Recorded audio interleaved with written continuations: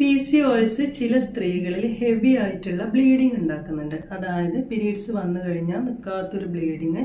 ചിലരിലാണെങ്കിൽ periods കഴിഞ്ഞ് ഒരു 15 ഡേയ്സിനുള്ളിൽ വീണ്ടും പീരീഡ്സ് കാണുക, അതുപോലെ ഇടയ്ക്കിടയ്ക്ക് സ്പോട്ടിങ് കാണുക, ഇങ്ങനെ പല ഇഷ്യൂസും കാണാറുണ്ട്. എന്താണ് ഇതിന് കാരണം? സാധാരണ PCOS ഉള്ളവരിൽ അണ്ടോൽപാദനം നടക്കുന്നില്ല. അതുകൊണ്ട് തന്നെ പ്രൊജസ്ട്രോൺ ഹോർമോണിന്റെ അളവ് ഈസ്ട്രോജനെ അപേക്ഷിച്ച് വളരെ കുറവായിരിക്കും. ഈ ഒരു ഈസ്ട്രോജൻ ഡോമിനൻസ് ആണ് ഇതിന് കാരണം.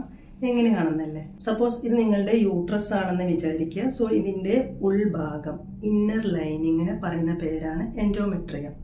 സോ നമ്മുടെ ഈസ്ട്രോജന്റെ റോൾ എന്ന് പറയുന്നത് ഈ ഒരു എൻഡോമെട്രിയൽ ഗ്രോത്ത് പ്രൊമോട്ട് ചെയ്യുക എന്നുള്ളതാണ്. അതായത് ഒരു ബേബിയുടെ വളർച്ചയ്ക്ക് ആവശ്യമായിട്ടുള്ള ഒരു ബെഡ് ഫോം ചെയ്യുക എന്നുള്ളത്. ഈസ്ട്രോജന്റെ അളവ് കൂടുന്നതിനനുസരിച്ച് എൻഡോമെട്രിയൽ തിക്നെസ് കൂടി വരും. എൻഡോമെട്രിയം ഹെവി ആയിട്ട് വരുമ്പോൾ അത് ബ്രേക്ക് ചെയ്തിട്ട് വരുന്ന ബ്ലീഡിംഗ് ആണ് ഈ കാണുന്നത്. ഈ ഒരു ബ്രേക്ക് ത്രൂ ബ്ലീഡിംഗ് ആണ് ഇവിടെ കാണുന്നത്, അല്ലാതെ ഓവുലേറ്ററി ബ്ലീഡിംഗ് അല്ല. ഈ ഒരു ഹോർമോണൽ ഇംബാലൻസ് കറക്റ്റ് ആക്കുന്നതിലൂടെ മാത്രമേ ഇത് പൂർണ്ണമായിട്ടും കൺട്രോൾ ചെയ്യാൻ പറ്റുള്ളൂ. ഇതോടൊപ്പം ലൈഫ് സ്റ്റൈലിലും മാറ്റം വരുത്തേണ്ടതായിട്ട് വരും.